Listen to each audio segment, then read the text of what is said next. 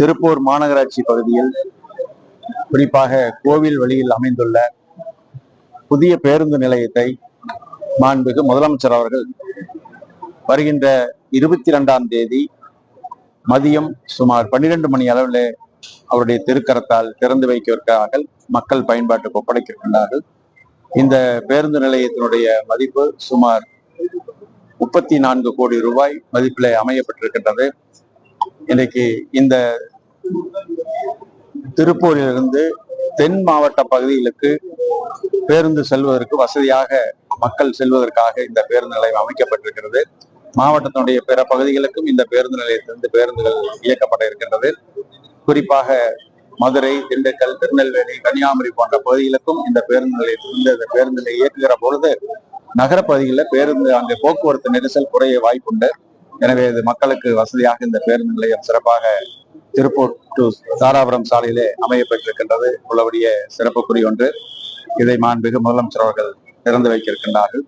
இதில் ஏறத்தாழ சுமார் 245 பேருந்துகள் வந்து செல்கிறது.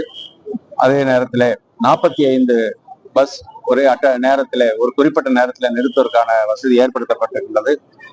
பொதுமக்கள் பொருட்களை வாங்குவதற்கு, உணவருந்துவதற்கெல்லாம் ஏறத்தாழ சுமார் 35 கடைகள் அமைக்கப்பட்டிருக்கின்றது. அதே போல வாகனம் நிறுத்துவதற்கான, குறிப்பாக இருசக்கர வாகனமாக இருந்தாலும் சரி, பேருந்தில் செல்வதற்காக இங்கு விட்டுவிட்டு பேருந்தில் பயணம் செய்வதற்கு வசதியாக அந்த வாகனம் நிறுத்தும் இடங்கள்லாம் அமையப்பட்டிருக்கின்றது. ஒரு நவீன முறையில இன்றைக்கு கழிப்பிட வசதிகளோடு இன்றைக்கு சிறப்பாக அமையப்பட்டிருக்கின்றது. எனவே சிறப்புக்குரிய இந்த பேருந்து நிச்சயமாக திருப்பூர் மாவட்ட மக்களுக்கு மட்டுமல்ல, பிற மாவட்டத்தை சார்ந்த மக்களுக்கும் இது சிறப்பாக பயன்படக்கூடியதில்லை. மாண்புமிகு முதலமைச்சர் அவருடைய உத்தரவின் அடிப்படையிலும் மாண்புமிகு துணை முதலமைச்சருடைய உத்தரவின் பேரிலும் இந்த பேருந்து நிலையம் இன்றைக்கு சுமார் 34 கோடி ரூபாய் மதிப்பில் அமைய இருக்கிறது. அதே நேரத்தில் நம்முடைய நகராட்சி துறையினுடைய மூலமாக மாண்புமிகு அமைச்சர் அவர்களும் இதுக்கான வழிகாட்டுதலை தந்திருக்கிறார்கள். அந்த வகையில இந்த பணிகள் இறுதி கட்டத்தை எட்டி கொண்டிருக்கிறது. விரைவாக இந்த பணி முடித்து மாண்புமிகு முதலமைச்சர் அவர்கள் 22ஆம் தேதி இந்த பேருந்து நிலையத்தை திறந்து வைக்கிறார். வடிவிலான இருக்கை அமைக்கிறாங்க இல்லைங்களா? இது வந்து எந்த அளவுக்கு மாணவர்களுக்கு பயனுள்ளதாக? அது ஒரு மாதிரியாக சோதனை ஓட்டமாக அதை செய்திருக்கின்றார்கள். நிச்சயமாக அது வெற்றி பெறும் என்ற நம்பிக்கை இருக்கின்றது. என்று சொன்னால் மாணவர்கள் கடைசியில் இருக்கும் பொழுது ஆசிரியர்களுக்கெல்லாம் ஒரு தெரியாத வகையில அது மறைவதற்கு, மற்ற முன்வரிசையில் இருக்கக்கூடியவர்கள் மறைப்பதற்கான வாய்ப்பு உண்டு. அப்படி அமைகிற போது ஒவ்வொரு மாணவர்களையும் நேருக்கு நேர் அவர் முகத்தை பார்த்து அந்த பாடங்களை சொல்லி தரும் பொழுது புரிதலும் மாணவர்களுக்கு நிச்சயமாக சிறப்பாக அமையும். அதே நேரத்தில் ஆசிரியர் நேரடியாக கவனிக்கிறார் என்கின்ற ஒரு அச்சம் உணர்வு ஏற்படுகிற பொழுது மாணவர்கள் பாடத்தை சரியாக கவனிப்பதற்கு ஒரு வாய்ப்பு. புதிதாக அதிகாரிகள் சொன்னால் நேரடியாக அங்கு நியமிக்கப்படவில்லை. செய்திகளை, மக்களுக்கான செய்திகளை அப்பொழுது ஊடகங்கள் மூலமாக, பத்திரிகைகள் மூலமாக அவர்களுக்கு தெரிவிப்பதற்காக, விளக்கமாக அதை பற்றி ஒவ்வொரு விளக்கங்களை சொல்வதற்காக இன்றைக்கு அனுபவம் வாய்ந்த மூத்த IAS அதிகாரிகள் அதை நியமிக்கப்படும். வீரபாண்டியில வந்து பள்ளியில வகுப்பறையில இல்லாத மாணவர்கள் வெளியே படிக்கக்கூடிய சூழ்நிலை இருக்கு.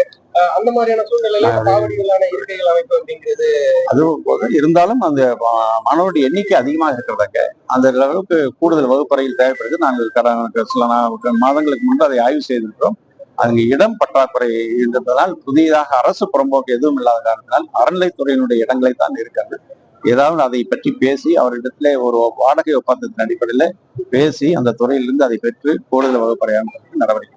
சரி, இந்த சினிமா துறையில வந்து விபத்துகள் வந்து அடிக்கடி நிகழ்வு. இப்ப ரீசெண்டா கூட பாரதியோட படத்துல ஒரு கண்மன் வந்து உயிர் வந்திருக்காரு.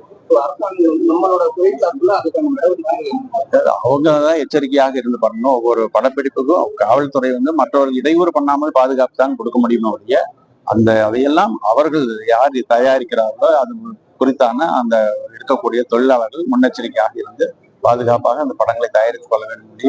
வேற ஒன்றும் அது அரசு சார்பில் செய்வதற்கு கொலை வழக்குல எவ்வித விசாரணைகள் தகுந்த வகையில முன்னேற்றமா இல்லைன்னு சொல்லி அவங்க பெற்றோர் தரப்புல புகார் தெரிவிச்சிருக்காங்க. அது சம்பந்தமாக குற்றவாளிகள் உறுதி செய்யப்பட்டு அவர்கள் நீதிமன்றத்தின் மூலமாக அவர்கள் மீது நடவடிக்கை எடுக்கப்படுகிறது. அவர்கள் நீதிமன்றத்துல ஜாமீன் கூட முயற்சி செய்வதாக செய்திகள் ஊடகங்கள் மூலமாக நான் அறிந்தேன். அதில் உரிய முறையில் அது விசாரணை செய்யணும். யாருடைய தலையீடும் இல்லை. செய்திகளை உடனுக்குடனும் துல்லியமாகவும் தெரிந்து கொள்ள சப்ஸ்கிரைப் பண்ணுங்க.